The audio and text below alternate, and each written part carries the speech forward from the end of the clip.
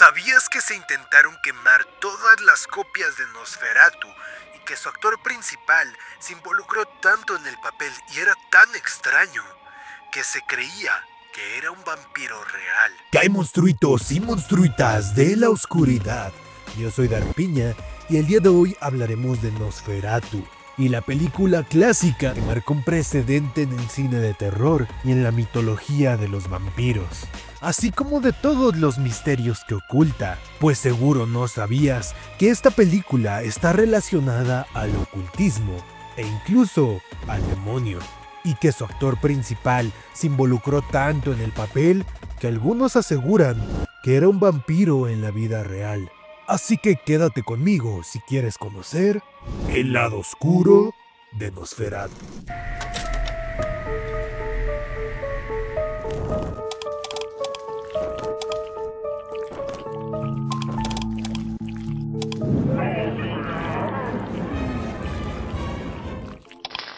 Para hablar de Nosferatu, tenemos que remontarnos a su creación e inspiración, que viene de la mente del productor Alvin Groh, un ocultista que quería transmitir sus ideas al séptimo arte. Y por si no sabes qué es el ocultismo, es el estudio de las artes ocultas, como la alquimia, la magia, el espiritismo, entre muchas otras. Y Alvin Groh pertenecía a la orden Fraternito Saturni, que se centraba en la magia demoníaca, la magia sexual, el uso de péndulos y espejos mágicos. Y esto es solo el inicio de lo que hay detrás de este filme, pues ahora, hablando en algo más terrenal, Nosferatu buscaba hacer una adaptación de la novela de Bram Stoker, Drácula. Pero Drácula se había estrenado tan solo 25 años antes, por lo que los derechos de autor eran más que vigentes. Y Alvin debía readaptar la historia si es que no quería meterse en problemas legales,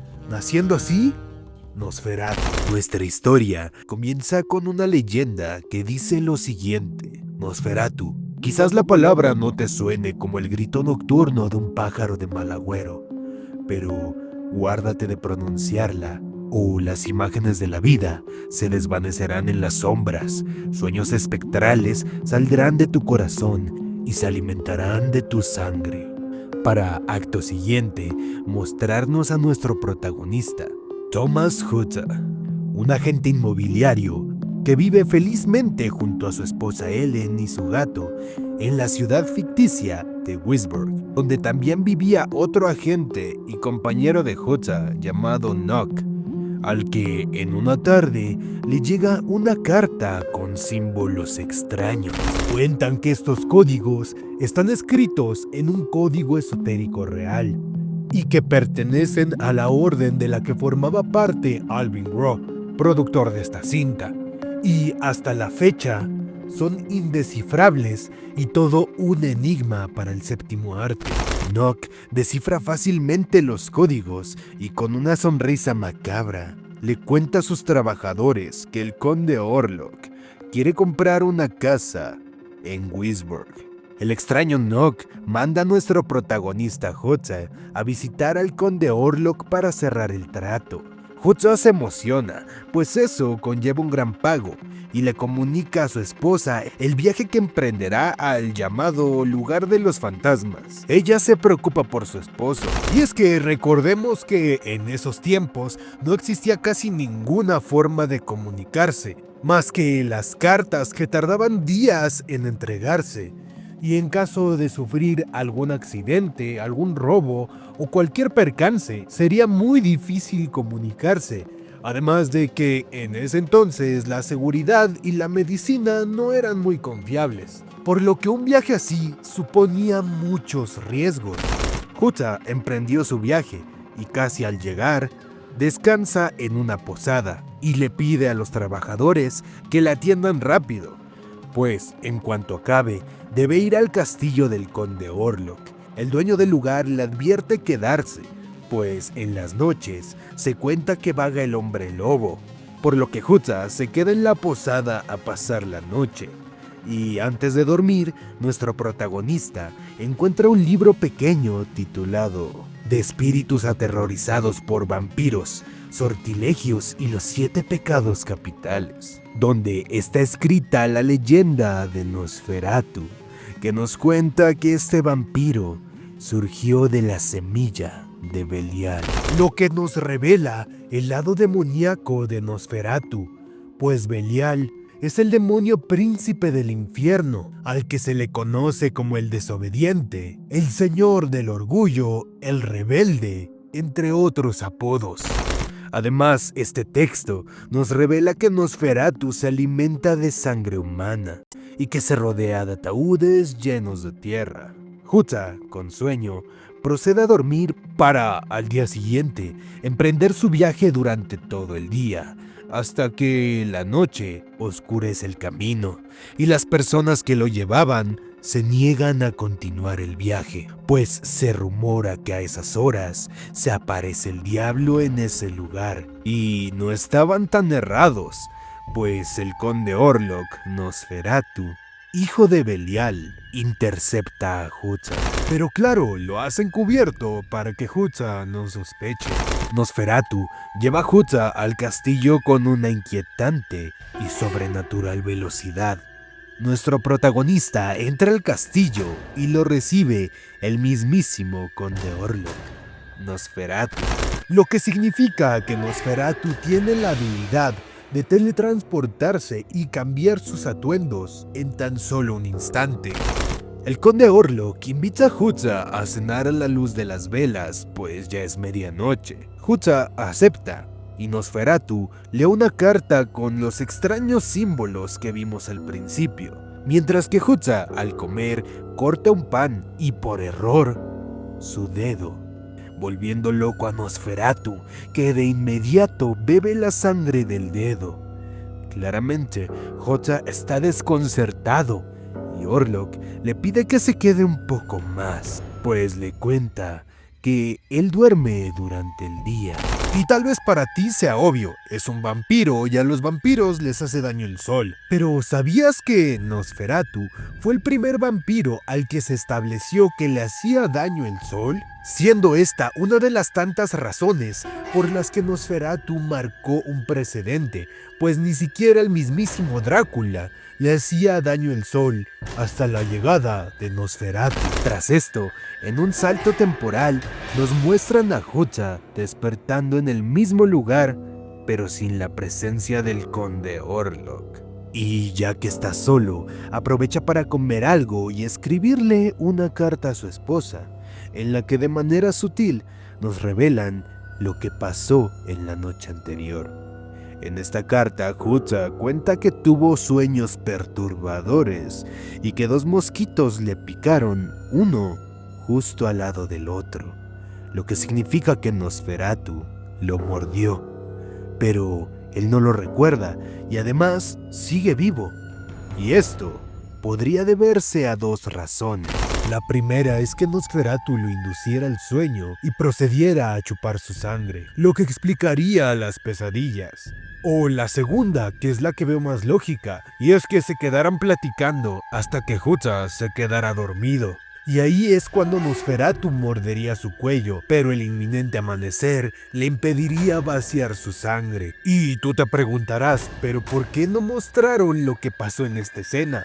Y es que esto tiene una gran explicación, pues por una razón que te explicaré más adelante, la mayoría de copias de este filme fueron quemadas. Y la versión que podemos ver hoy en día es la mezcla de algunas copias piratas o versiones censuradas, ya que en algunos países se catalogó como una película demasiado aterradora, y tal vez esta escena podría ser uno de los más grandes lost media del cine. Y probablemente esté perdido para siempre, pues se rumora que hay muchas escenas que nunca se pudieron recuperar. Huta entrega la carta para que se la lleven a su amada, y sin saber qué pasó durante todo el día, tal vez por ser escenas perdidas, nos trasladan al anochecer, donde Huta le enseña al conde Orlok las casas disponibles, y sin querer, se cuela una foto de Ellen, que Nosferatu ve y llama a su atención, diciéndole a Huta lo siguiente: tu esposa tiene un cuello precioso, compraré la bonita casa solitaria que está frente a la suya. Nuestro protagonista se siente incómodo, pero agradece a su esposa por la venta y mientras guarda sus pertenencias, hojea el pequeño libro que encontró en la posada, descubriendo más sobre Nosferatu e hilando todo con el extraño comportamiento del conde Orlok. Huta se asoma por la puerta y ahí está él. El conde Orlok tiene una piel pálida, orejas puntiagudas, unos ojos desorbitados, rodeados por unas profundas ojeras y unos enormes dientes. Es Nosferatu y va por él. Pero cuando el vampiro está a punto de atraparlo, Ellen, en sus sueños, parece tener una especie de conexión con el vampiro, que lo hace retirarse del lugar. Al día siguiente, Huta se da cuenta que está encerrado y va a comprobar que el conde Orlok sí es un vampiro, encontrándolo durmiendo en un ataúd.